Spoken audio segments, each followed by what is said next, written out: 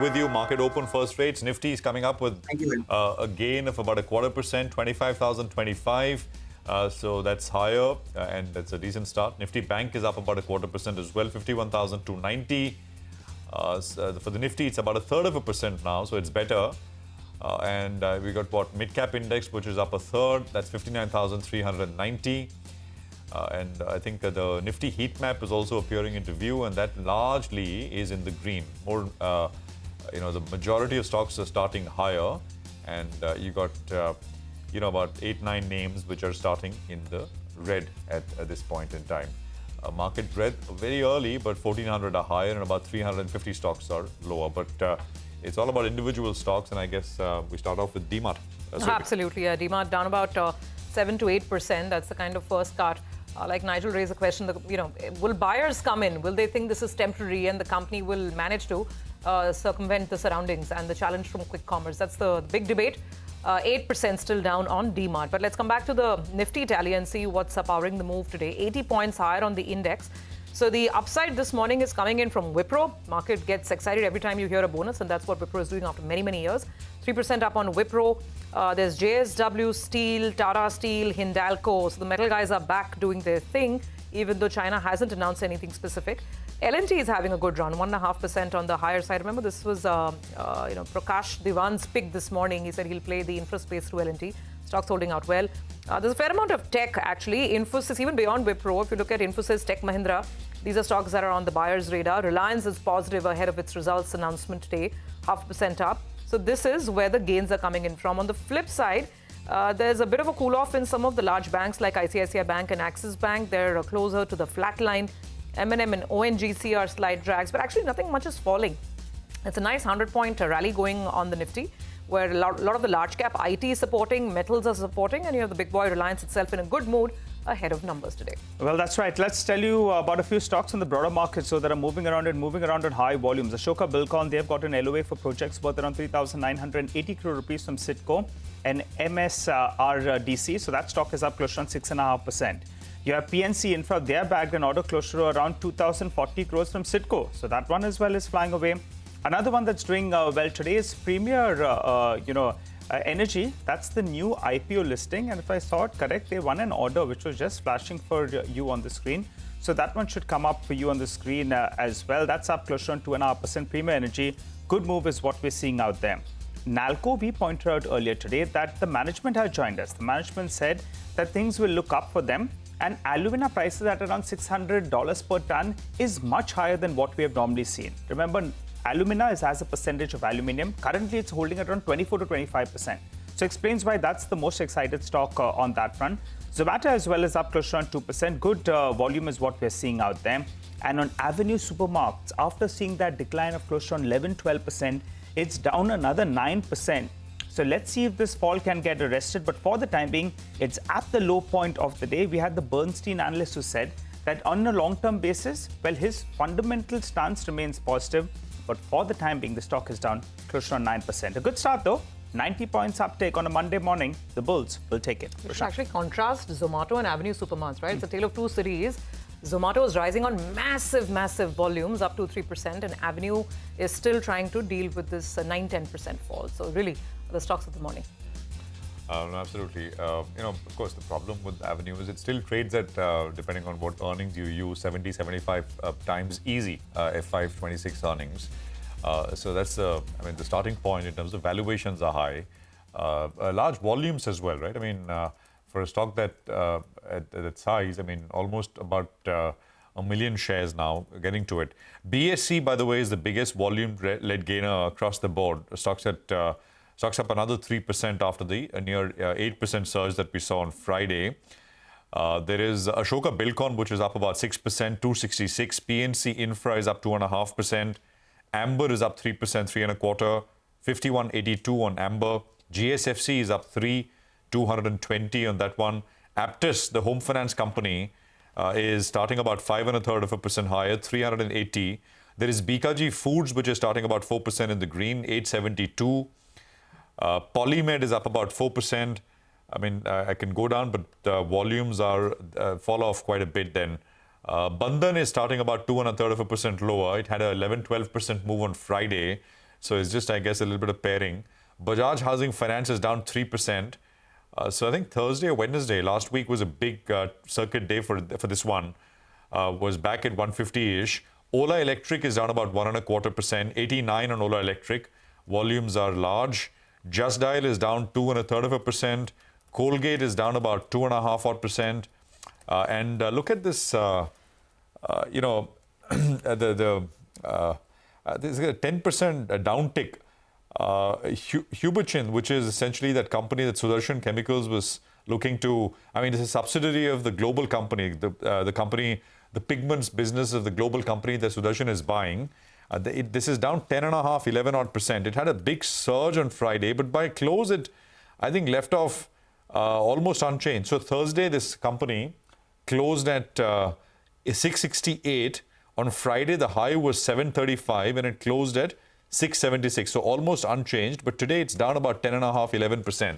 So that's a big one coming up on 220,000 shares at this point in time. So, you know, that's some of what is going on as far as market open. The Nifty is up about 75 odd points now from the start, which was about 1995 points in the green. We have Andrew Holland now joining us. He's Chief Executive Officer at Avendus Alternate Strategies. Andrew, good to have you with us here. Thank you very much for joining us. Appreciate it. Just a quick word, Andrew, on I mean, if you track it, if you've owned it, if you're trading this one, Avenue Supermarts, D-Mart. We just had an analyst from Bernstein weigh in, and we were talking about this earlier as well. But what's your sense? Yeah, I can't talk on individual stock, but you know, anyway, you can't trade it because it doesn't have futures. So that's the other thing about Avenue Supermarket. So in that respect, I think it's you know, it's a longer call in terms of do you think they can start to get growth? And you know, the analysts, I think obviously, you know, downgraded the stock, which from what I've seen from all the reports, and that's going to play on the share price. But it's probably, you know, after the recent falls, it's probably looking a bit oversold in a short-term viewpoint. Andrew, hi. Morning. Good to have you on today. So what about the China question, right? Everyone's sitting up, guessing, looking for this meeting result, that meeting result, and we're yet to see a clear number. But the Chinese are promising it's coming, it's on the way. So what is the chatter that you've been hearing in terms of positions here in India? We all remember this massive FIS selling that we had, right? It's come down in the last couple of days. But what is the chatter when you talk to investors here in India, overseas, on the whole India-China tactical positioning? Yeah, well, 3 or 4 weeks ago, it was all a one-way street, wasn't it? That, you know, China was out, India was in. Any foreign investor you spoke to was like, I don't want to talk about China. And so it's completely reversed. And it's not about, you know, if China's going to do something, it's when they're going to do something. And I think that's coming over the next few weeks. So expect more outflows from India as, you know, people just don't want to miss out on a very big rally in China, which is, you know, is very cheap compared to our markets. And you just, you know, as a fund manager, you just can't be out of that move upwards. So I think taking somebody off the table here, put it into China has been the trade that's been happening, and I expect that to continue. Plus, also, Sobi, I think, you know, the amount of you know, issuance and supply of stock coming into the market is huge. And I think, you know, if I look at the figures for last month, you know, for domestic investors, whilst it's still robust, don't get me wrong, it's just starting to slow at the edges, and it really can't support a market with all of this flow from companies and also from FIIs. So if anything, I'm more cautious on the market. I actually can't really tell you. I mean, there's some themes that you could play in the longer term, but in the short term, given the results season, I expect also to be pretty bad. There's just no catalyst. So if anything, I think the market should just continue to drift lower. I wouldn't be surprised to see another 5% lower from here. Oh, market another 5% lower from current levels. So just to get this straight, Andrew, and that's what I was trying to really understand, that nobody was talking about FPI selling, right? That was not even on the radar at all. And then it suddenly took us by a lot of surprise. What you're saying is that FIIs are selling because they have obviously reason to sell. They could have just been, neutral to market weight on this market, and they could have continued allocating fresh money to China. But no, that's not happening. It's happening at the expense of India. So what's triggered that? Is it an earnings slowdown figure? Is it some policy or politics figure? What has spooked the FPI that they're selling India to get into China, not putting incremental money in China? I don't think it's spooked FIIs or FPIs. I think what's happened, Surbhi, is that flows into emerging markets, which is maybe just starting to pick up. Hadn't really kind of come with a huge amounts of flows to emerging markets as interest rates came down. So when China did its stimulus, you didn't have enough surplus funds to kind of just jump in there. So you had to find money from somewhere in the short term. Now, as flows come back to emerging markets, that the case that you're making is probably correct. You get $100, $100. You're going to overweight China. You're going to put some money into India. It could be a neutral weighting or underweighting, but you'll still put money to India. But at that point, you just had to get into China. So you had to find markets which were going to give you that funding, and India proved to be the case. Hi, Andrew. Good morning. Good to see you. And Andrew, if this China recovery is going to be what's expected and the street is going to play that, there are various sectors that you normally talk about in the same breath as China: metals, chemicals. Do you like any of them?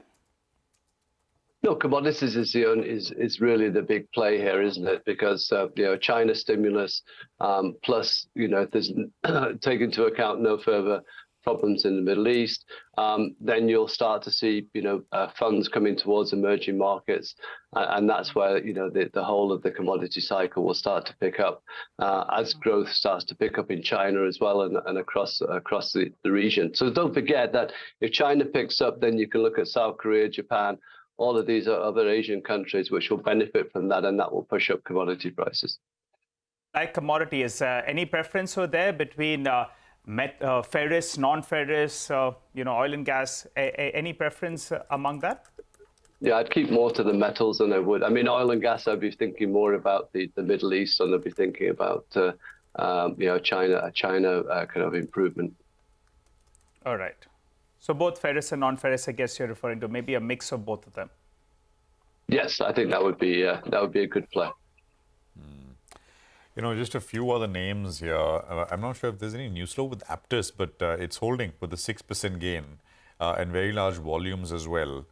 The others, of course, it's not, the list has not changed very much. I mean, what was up is still up and looking good. Greaves Cotton is another one which is up about 5.5% at this stage. There is Red Tape, which is up about 5.25%. We've not seen this in the top movers list with volumes right at the word go for a while now. But this one is looking up as well. So this is some of what is going on.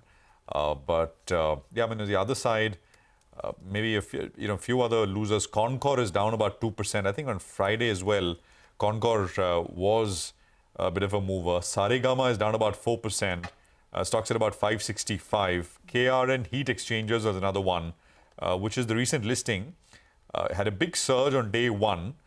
But didn't really go open. The stock opened about 480, went up to about 515, but basically back at where it opened at about 474 or so now. On Concor, the reason that the stock is down, and I'd pointed this out even on closing bell on Friday, was that they had come out with their half-yearly update. And at the start of the year, they were promising very good things. For Exim, they were promising close to around 15%. At the end of the first half of the year, it's 3.5%. On the domestic business as well, the guidance that they've given is 25%. At the end of the first half of the year, it's close to around 14%. And the total volume, the growth that they have given is mid-single digits for the half year, while for the year, they're guiding for around 18 to 20%. So that's why the street is a little bit skeptical whether or not they can go ahead and achieve that ambitious guidance that they've given. So that could be one of the reasons the stock is down close to 2%. I think the high that the stock made earlier this year was close to around 1,100 rupees. So it's already seen a fair correction, and now it's seeing even further. Our ticker team had pointed this out on Friday itself. So some more selling out there. Yeah, Concor is definitely in focus as the stock continues to drift lower. Andrew, so now that you're saying that you're watching the screen carefully and maybe we'll have another 5% at the index level, and it could be more at individual stock level, right? When the Nifty itself could fall by 5%. What's the strategy with respect to the portfolio here? What would you add at this point? Are you getting defensive? Just give us the top-down view. So, I have spent quite a lot of the weekend looking at brokers' reports, and every one of them is talking about, kind of downgrading earnings or earning margins being under pressure. So, I don't think the earnings season is going to save you.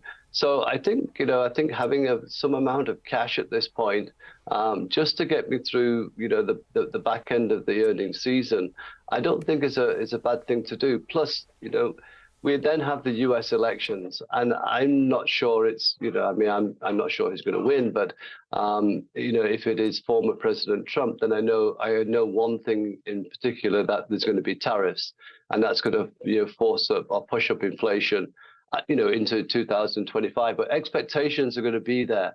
And that's the other big worry point for me, is that it's not just India per se. There's quite a number of issues out there, U.S. elections, Israel, Iran, all of those things could play out over the next 1 month. So I think I would hide in cash rather than in stocks. Okay, hide in cash rather than in stocks. Cautious view out there. And perhaps caution is warranted considering the kind of stupendous rally we've had otherwise throughout this year. Andrew, good having you on the show today. Thank you so much for joining in. You have a good day, and we look forward to connecting again soon.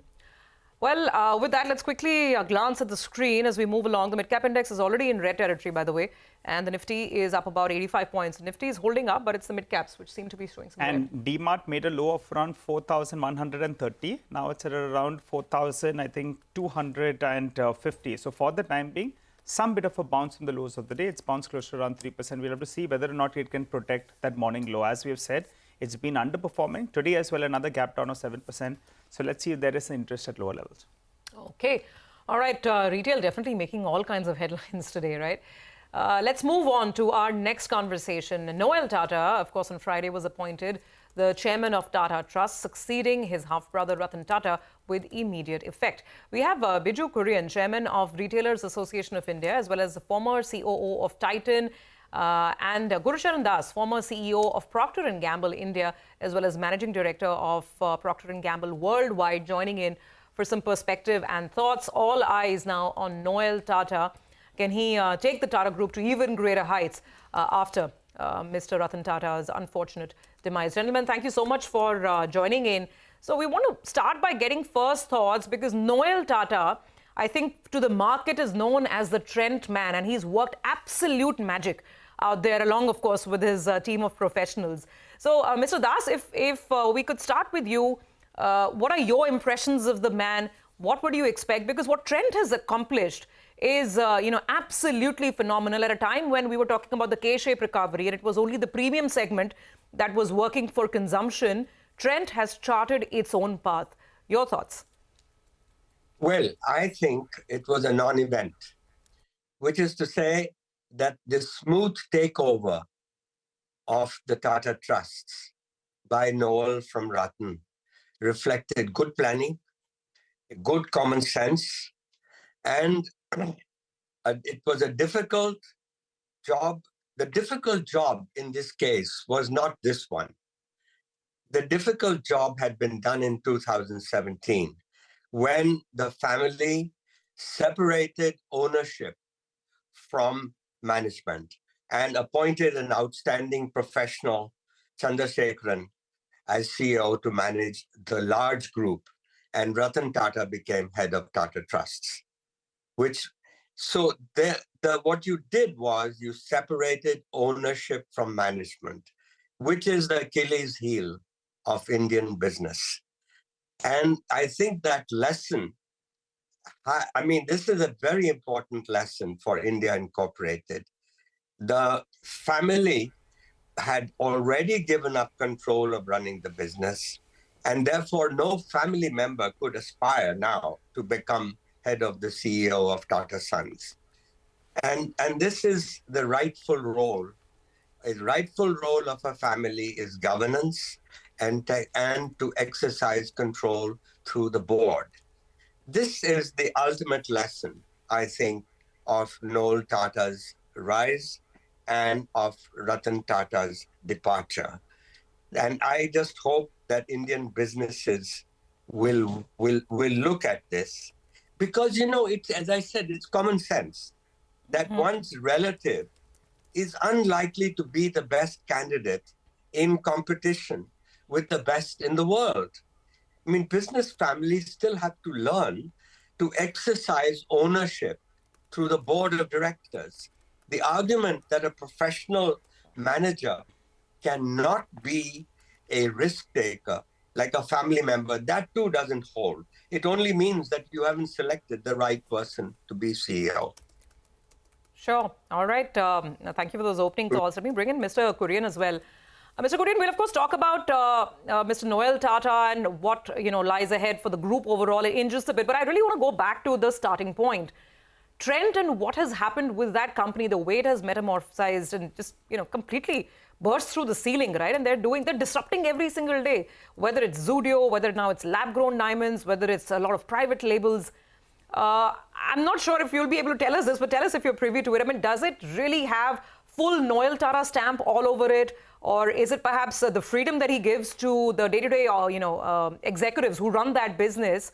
What have you made of the Trent story and your impressions of Mr. Noel Tata?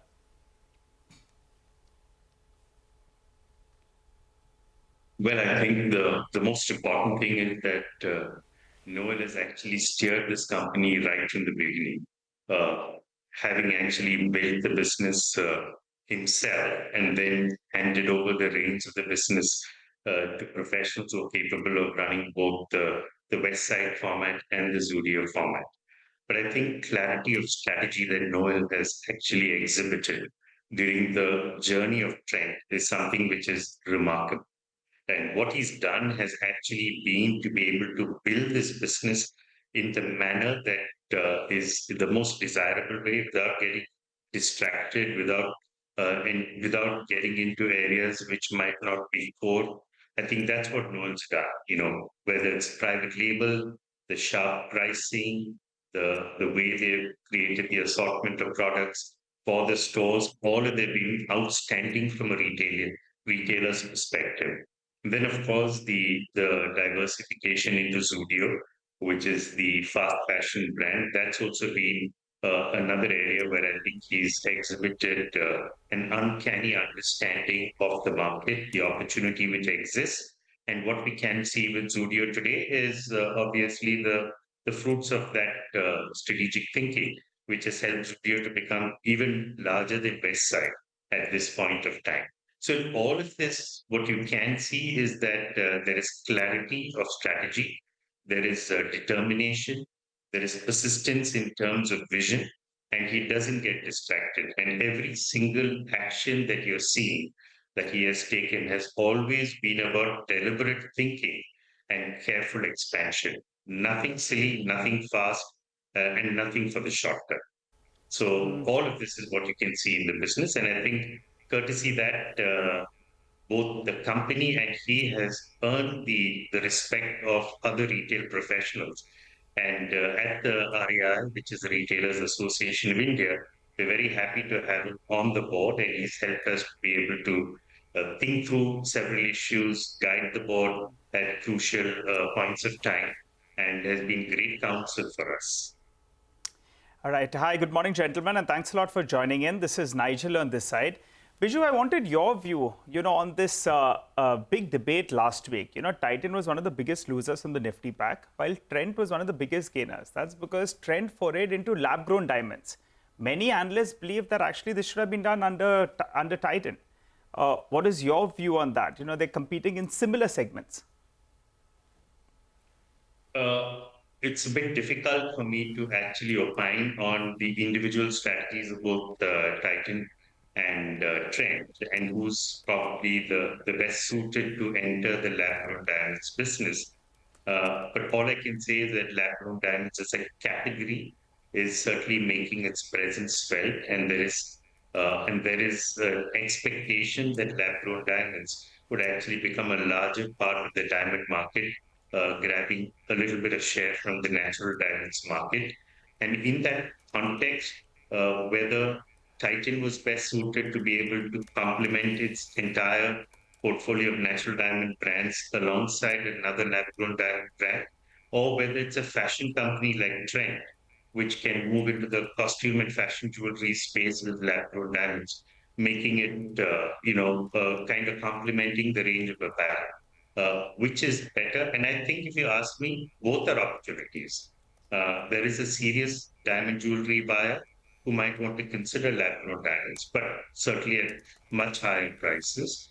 And there is also an apparel buyer who might actually want to complement what she is buying in the apparel space, along with the line of fashion jewelry made out of lab-grown diamonds. So there are opportunities for both people, and it's only the occasion of use which makes a difference. One might be a more serious brand purchase, where the occasion of use is a little more formal, and the other might be a very casual opportunity to purchase. So both have the right to play.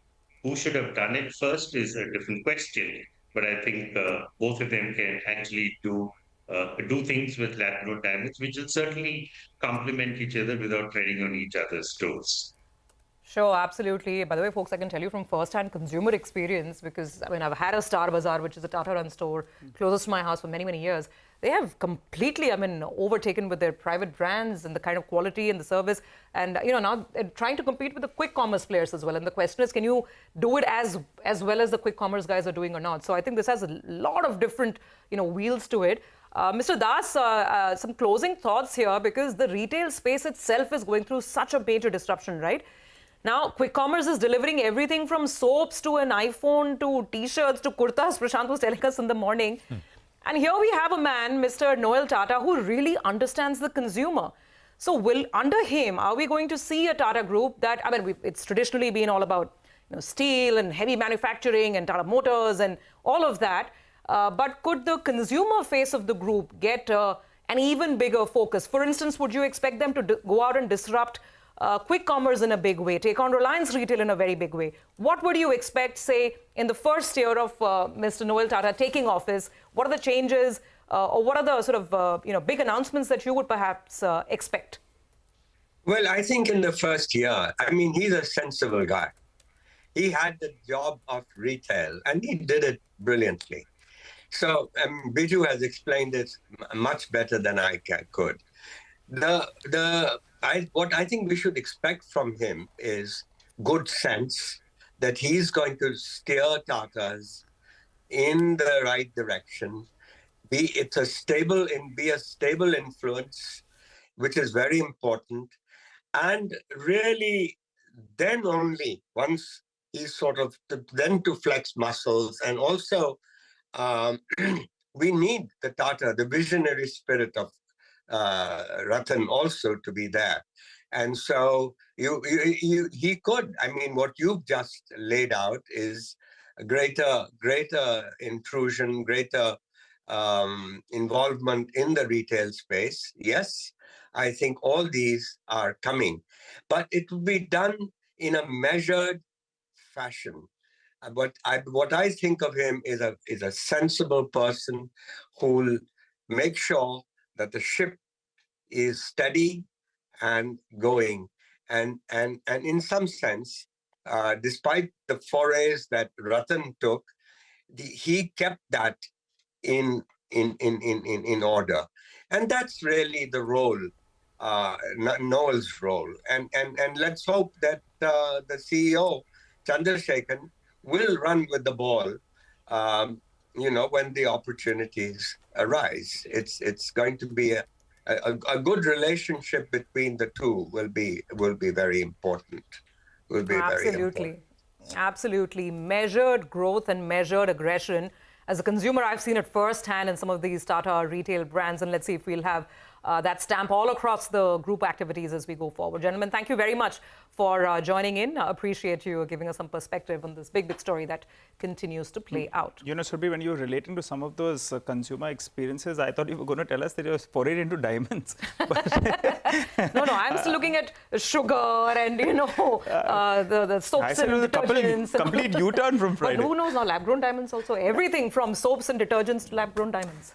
Well, we'll take a quick commercial break here. We're going to come back and we have Rajesh Rathi of Sudarshan Chemicals joining in to put the focus on the acquisition of global pigments business operations of Huback Group of Germany. Stay tuned. That conversation coming up next.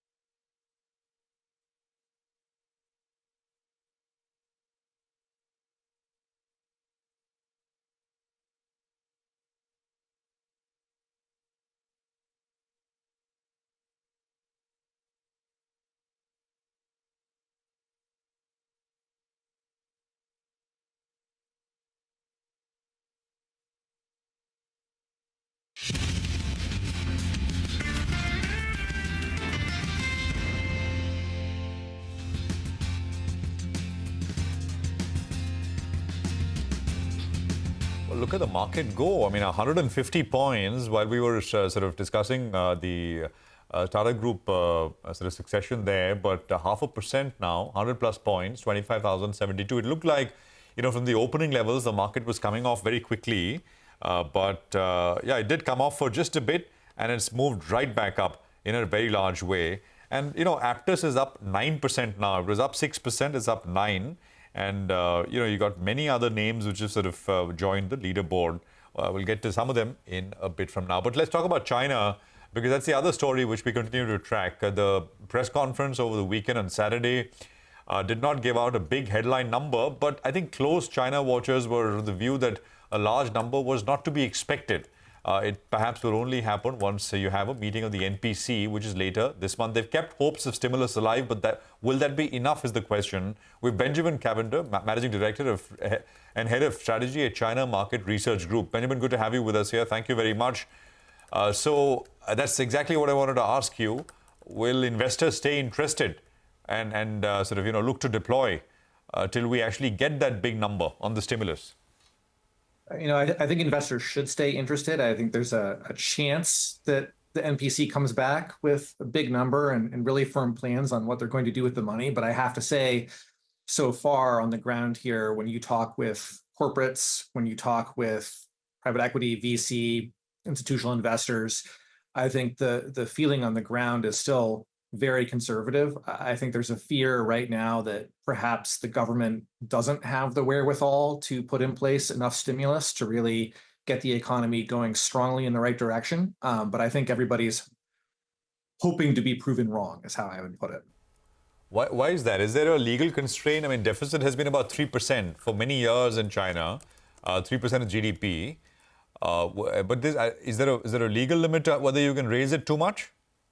No, it's interesting. They already have about $300 million earmarked to spend this year that hasn't been spent. So I think the plan is to spend that regardless of what other new stimulus options are put into play.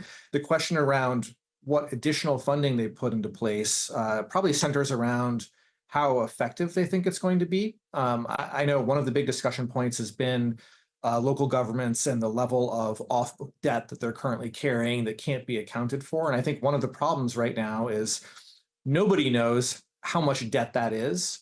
So I think the stimulus is partially going to be targeted towards cleaning up that debt and transitioning it towards government-held debt, which is a good thing for long-term economic stability here, but isn't really going to do much to move the needle as far as growth.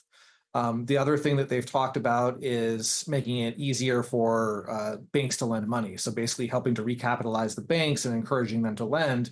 The problem right now, though, is when you talk to private businesses, they don't want to borrow because right now they've heard basically nothing from the central government about how consumers are going to be enticed to spend. And until that changes, I think we're sort of in a deadlock.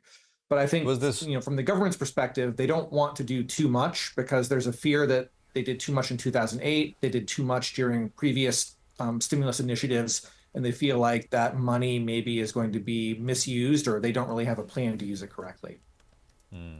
So there was this one, a report which said that they're going to put money, the Reuters report, right? They're going to give families, a certain amount of money, more than one kid. But there was nothing of that sort that we heard out of that press conference on Saturday. You spoke about how businesses are wary whether how will consumers spend, how will the government directly incentivize consumers to spend. So why should companies invest if there's no demand on the other side? Do you think that's the big one, which perhaps is needed to boost consumption? I think the interesting paradox we have here is actually Chinese families do have money in the bank. It's not as if they don't have the money to spend, but we have a very, very strong confidence issue here. We still have a very high unemployment rate with workers under the age of 24 right now. So that entire age group, which really should be driving entry-level retail spending, are just sort of sitting at home, not spending any money right now. And then when you look at families, they're still very concerned at how their wealth has been impacted by the real estate market here. And so far, there hasn't been enough direct commentary from the central government to say, hey, this is how we're going to really, truly support developers.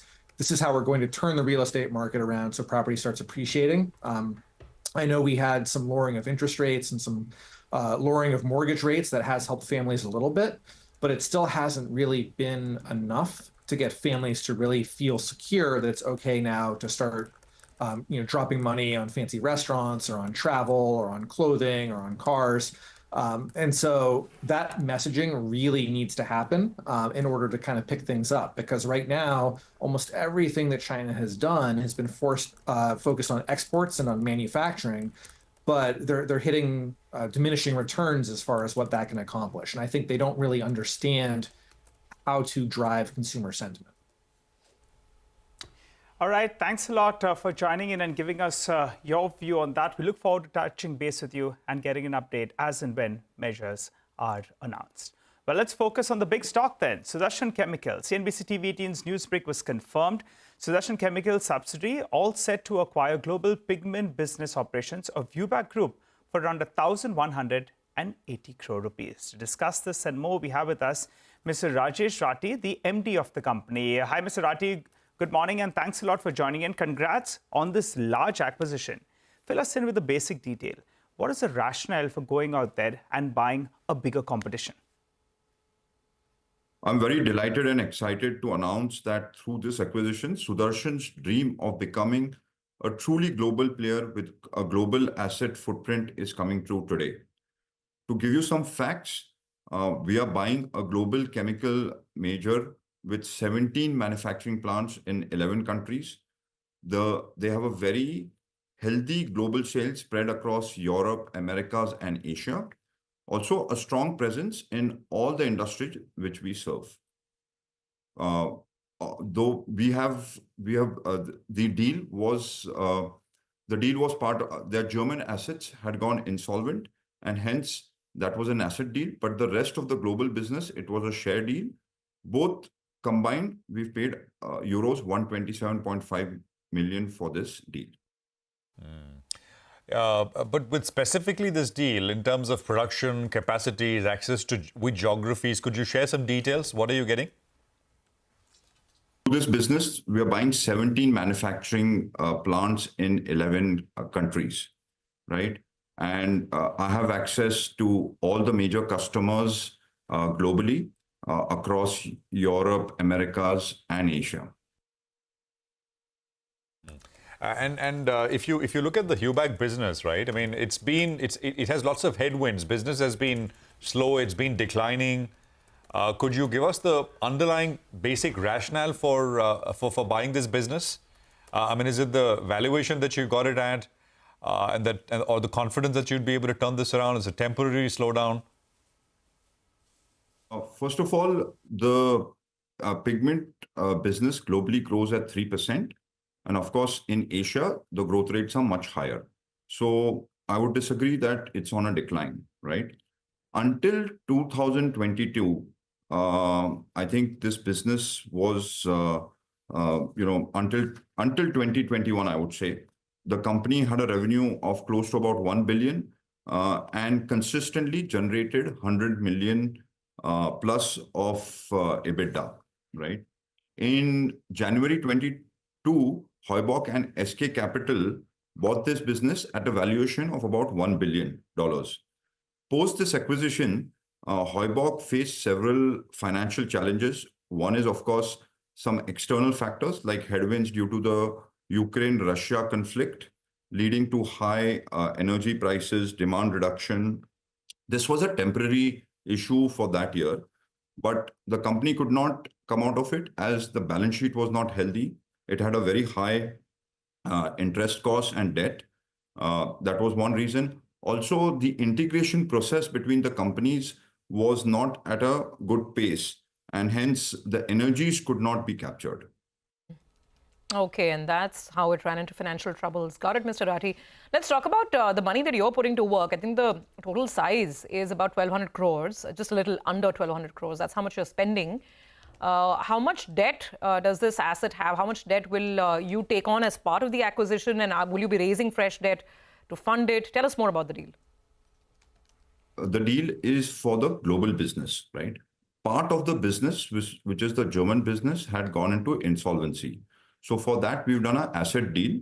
And the other global business is a share deal, right? And for both these acquisitions together, we are paying euro 127.5 million and on a debt-free basis. So we don't get any debt. Okay, so you're saying that this is an asset-only deal. You get the assets, you won't be getting any debt. You're confirming that, right? Yes. Of course, as we redo the business, as we transform the business, we may require some cash infusion in terms of working capital, in terms of some of our cost initiatives, in terms of so for that we may require some cash infusion. Mr. Rathi, fill us in with a little more detail on that. What is the capital infusion that you're looking at to get operations fully functional? And also, what are the timelines you have to get these operations on track? So firstly, to clarify that the plants are fully running and in operations, we don't require any more CapEx, right? They are running at a very healthy capacity utilization and they're serving all their customers well, right? So what is the enterprise value of the deal? So we are paying, like I said, we are paying 127.5 million for the deal. And just to go back to what you said earlier, we could give us a sense of how you will go about with optimization of resources, addressing labor law concerns and CCI regulations in India and some of the other geographies? As we speak, we've done a complete analysis of this, and we are very confident of getting the clearances, antitrust clearance, between 3 to 4 months. Mr. Rathi, have have the headwinds abated that the chemical sector has been sort of dealing with for the past, I think, 2-3 years now? So is there a clear sign that demand is beginning to pick up? Basically, we're trying to understand if things have bottomed out for the chemical space. Sudarshan's own business has been very healthy. We've been registering a very healthy growth and also profitability. As I said, the entire industry faced headwinds during the Ukraine-Russia war. There was global inflation, and that led to very high raw material prices and demand reduction. That's what led to a slump in EBITDA, but I think we've recovered very well. All right, Mr. Rathi, I'm going to try to push you for some numbers now. For FY25 and FY26, give us Sudarshan's guidance and also Sudarshan plus UBAC growth guidance for the next couple of years. I think currently let me give this in a directional answer in a directional manner. We feel, firstly, I think both the acquisitions would be this acquisition will be a grand success. From day one, what principles we are using is from day one, we will integrate this into one unified company, right? We have a detailed plan for value creation, right? Whether it's manufacturing efficiency, procurement efficiency, SG&A efficiencies. We'll also have a strong control on working capital and cash management.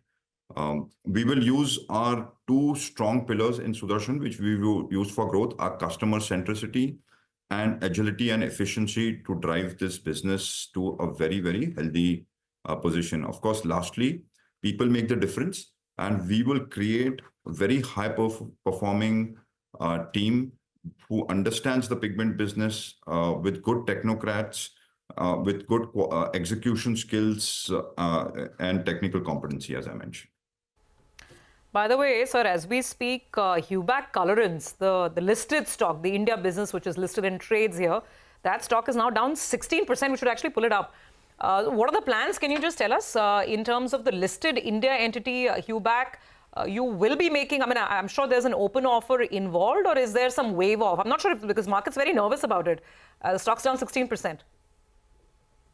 So the board, the lawyers and the board are all looking at several matters which will get involved, and whatever are the regulations, we will comply with them.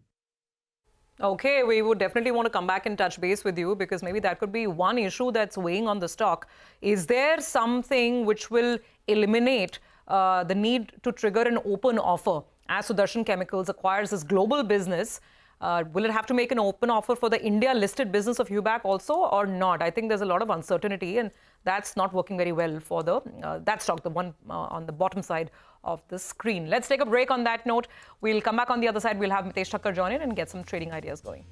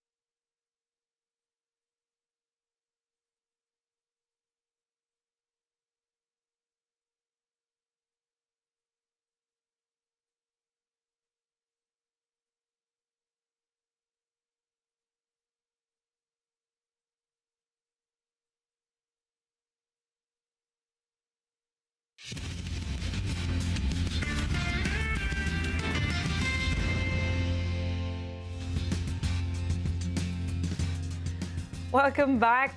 Just looking at the market. So the green color is back even on the mid-cap index. So that little flip-flop happened. But it seems the bulls want to take over now. And the Nifty is now in cruise mode. Let's see what Mitesh is making of things. Mitesh, hi. Good to have you back on. So tell us 25,120 thereabouts. What's the trade on the index and any interesting stock ideas that come to mind? Between the indices, the bank nifty is on the verge of reversal on the upside.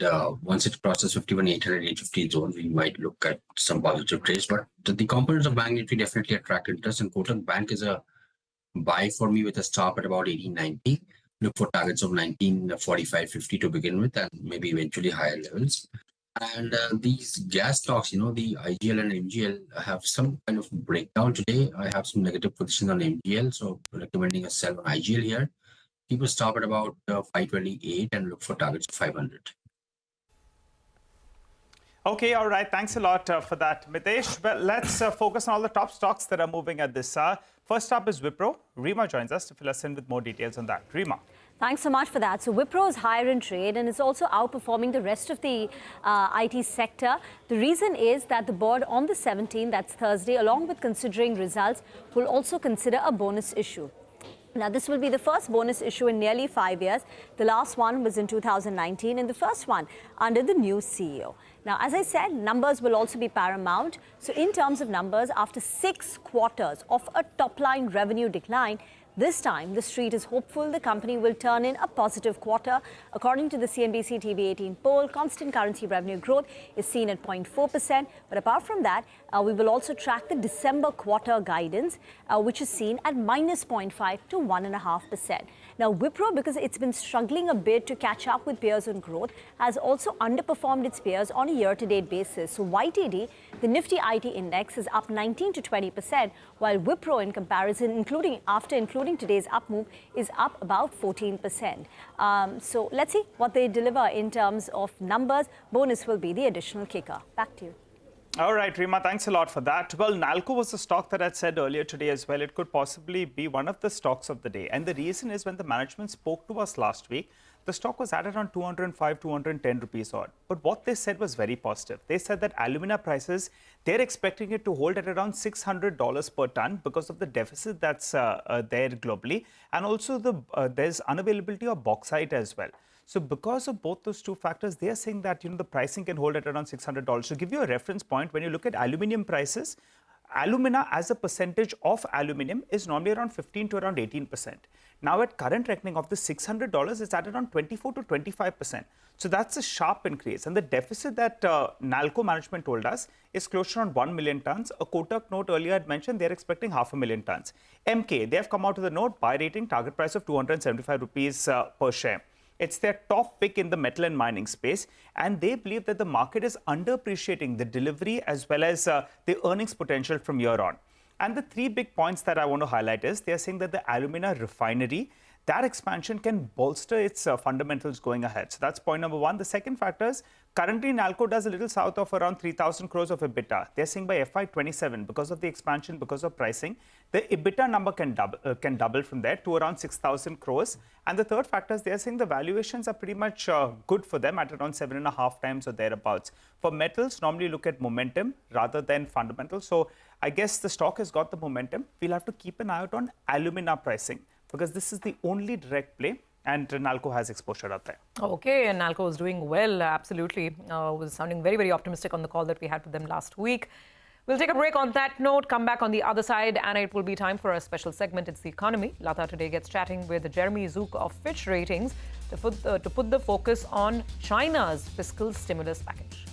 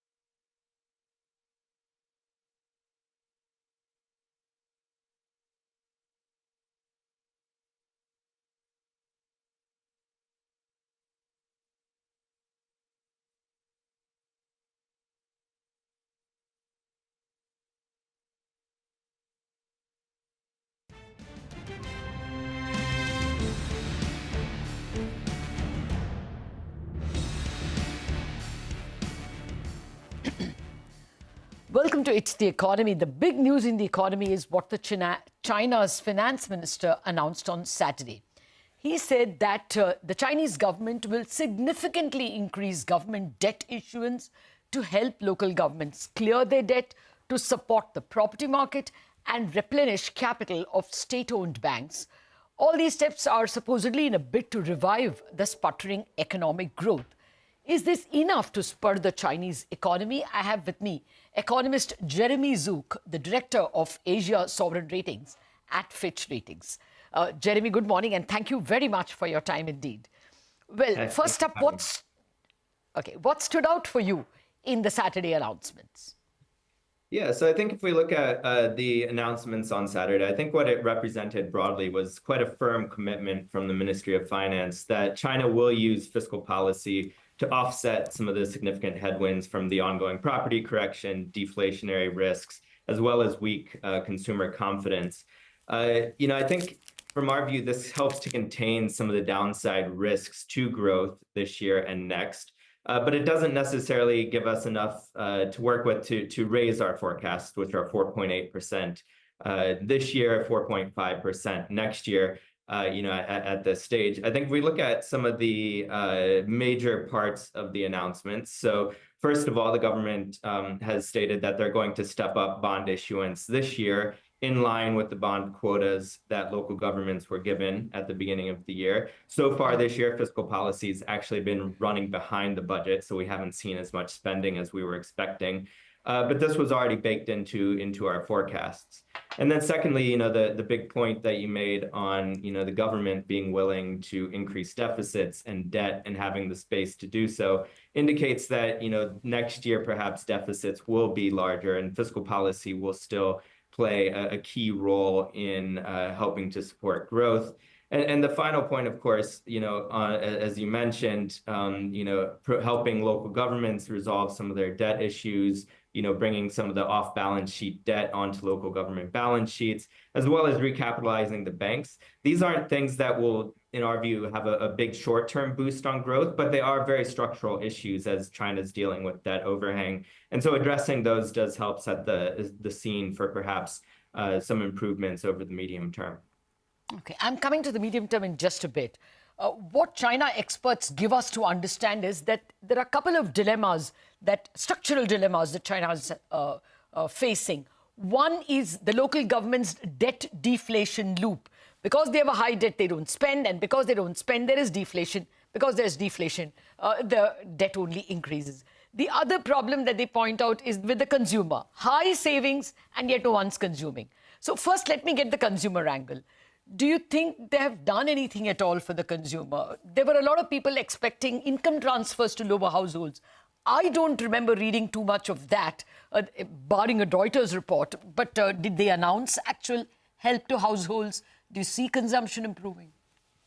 They did mention that they are focused on consumption and trying to do things to boost consumption, but we didn't really see many details around specific policies yet. I think we'll have to wait likely until the end of this month when the Standing Committee of the National People's Congress meets. They're the ones who are actually able to make these fiscal decisions and allocate financing or funding to various programs. So I think this will be a key thing to continue to watch is, what can the government do on the consumption side? This is really a key challenge and is really due to just underlying confidence issues from consumers. We've seen a very large negative wealth effect from the property correction. Income growth has been relatively subdued and employment prospects are a bit challenging at this stage. So I think, doing enough to kind of address those confidence issues will be quite important to the growth outlook over the next couple of years. Okay, so you don't think much was announced on that on Saturday? You're expecting more only in the medium term? Well, I think we'll have to wait until the end of this month to get more details. From the NPC? From the NPC, yes, that's right. Okay, that's the National People's Congress. Okay, do you think enough was done for the debt deflation loop? They seem to have, because they've increased the debt quotas as well as, capitalized banks. So you think that's more done than the consumption angle? I think we did see, a few more specifics around this area in the press conference. So I think, the government is quite focused on addressing some of these structural challenges. Local governments have quite sizable hidden debt, essentially off balance sheet through local government financing vehicles. And the debt there is quite significant, looking at about 40 to 50 trillion RMB, depending on various estimates. So there's a lot to deal with. And, the announcements that we saw are, a step up compared to some of the debt swaps that we saw last year. But there's still quite a lot to do on this front. So it is helpful, again, in, slowly addressing this challenge. But, the local government debt challenges are quite significant. And so this will, again, be kind of a medium-term prospect that we're looking at. On the bank recap, I think, this is helpful. Banks' profitability has been under pressure. I think we'll have to see, whether banks can actually step up some of their financing. Again, maybe, the demand for loans from consumers and businesses is still a bit subdued. So again, maybe a bit more of a structural challenge that they're trying to address. Okay.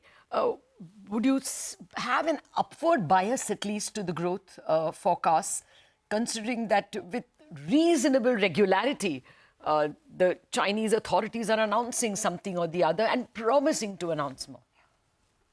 Well, I think it also depends on, what the government, what growth rate the government is comfortable with. I mean, we'll see what their growth target is for next year. Right at the moment, we're anticipating 4.5% next year.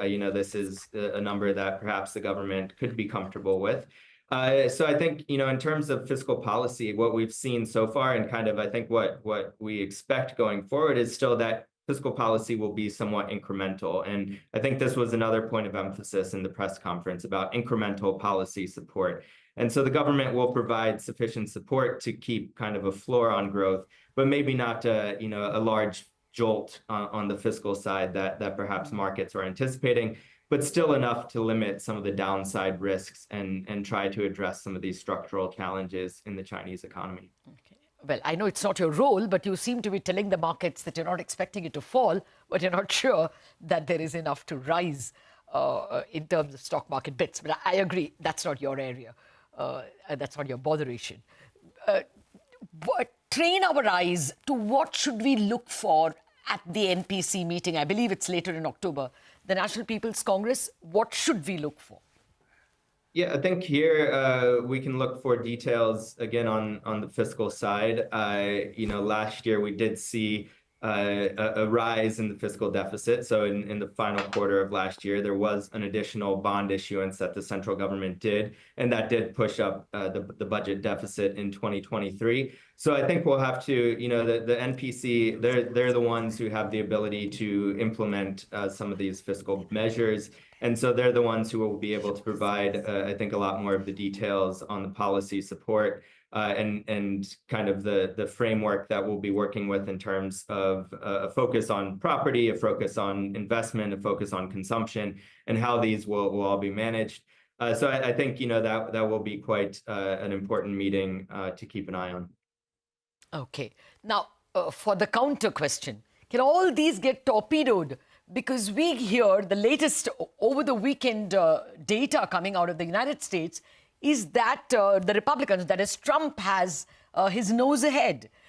If that was the result on November 5th, then does the whole thing get jeopardized and we may see Chinese growth taking a bigger knock?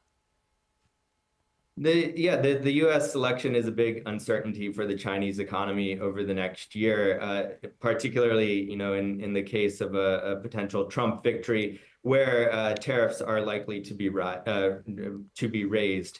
We don't expect an increase up to 60%, as Trump has discussed previously, probably lower than that. But nevertheless, it's still negative for the Chinese economy. China has been reliant on external demand to support its growth over the past year. And if that channel is weakened, that does, again, because domestic demand in the Chinese economy is quite weak, mean that the growth outlook will be even more challenging. So, I think, in terms of policy responses, if growth headwinds do increase because of the U.S. election, we may see a bit more coming on the fiscal side from the Chinese government as they, hope to address some of those downside risks. Okay, two more questions, Jeremy. One from an India or from a global angle. We've seen this huge disinflationary force that China has been. There was a small hope that as consumption rises because of Chinese fiscal stimulus, perhaps China itself will start consuming more and we could see commodity prices take an upturn. In fact, commodity prices already went up in anticipation. Are we looking at any such a scene, or do you think the disinflation will be more pronounced? Well, if we look at the CPI numbers that also came out over the weekend in China, still point to relatively subdued inflation and persistent deflationary risks.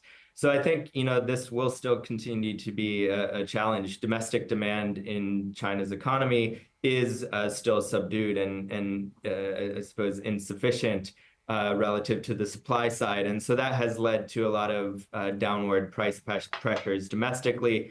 And some of that is being exported. We have seen Chinese exports continue to perform quite well. So yeah, this is a potential challenge for the rest of the world. So I think looking at whether this fiscal stimulus will help to turn that domestic demand around in China. I think will be quite important. And there, I think working on the consumption side will be kind of a key focus for the government as well as global governments when they look at this Chinese policy response. Okay, you've partly answered my question. I was going to ask you finally about the consumption angle as well. There is a wealth effect that gets created. The government appears to be supporting the stock markets and appears to be supporting the commodity markets. In spite of high savings, this is an economist's angle, in spite of high savings, Chinese are not spending because the wealth effect has seriously eroded because of losses in the stock market and losses in property investments. Since both are getting boosted, do you think the wealth effect can re-emerge and that kind of discretionary consumption can come? Well, so I think we'll take those two separately. So the property market, I think, probably has the biggest negative wealth effect impact. Chinese households have a large chunk of their savings in the property sector. So the correction that we've seen there over the past several years has had quite a significant negative wealth effect. Our expectation is that the decline in the property market will start to ease going forward. But we're not quite at the bottom yet. And so there is still some downside pressure. I think, it's really more about stabilizing the property sector and, giving a bit more confidence to households that we won't see continued further declines in property. It doesn't appear to be a key priority for the government to really reinvigorate the property sector such that it becomes, a key driver of growth anymore. The government's very clear that they want to move away from property. On the stock market side, this certainly is helpful. We've seen quite a lot of volatility in markets, though. But households in China don't tend to have a large portion of their savings in equity markets. So there, the wealth effects are perhaps more limited than the negative channels that we've seen through property so far. Okay. Thank you very much, Jeremy, for a 360-degree perspective of what the Saturday fiscal steps may do to the Chinese economy. Well, not very much, but as Jeremy says, the government has left something on the table when the National People's Congress meets later in October, and perhaps something will be done. To just take Jeremy's point forward, the Chinese index, the stock index is actually down about 2%. So clearly it's not enthused the Chinese stocks. We have to see whether, after the initial sell-off, something picks up, but they are off the highs they reached sometime last week. On that note, we wrap up on Bazaar with the note that the Indian markets have also given up a little bit of their gains, at least as far as the mid-cap space is concerned, but going very strong on the Nifty itself. Wrap up on Bazaar, Chartbusters coming up.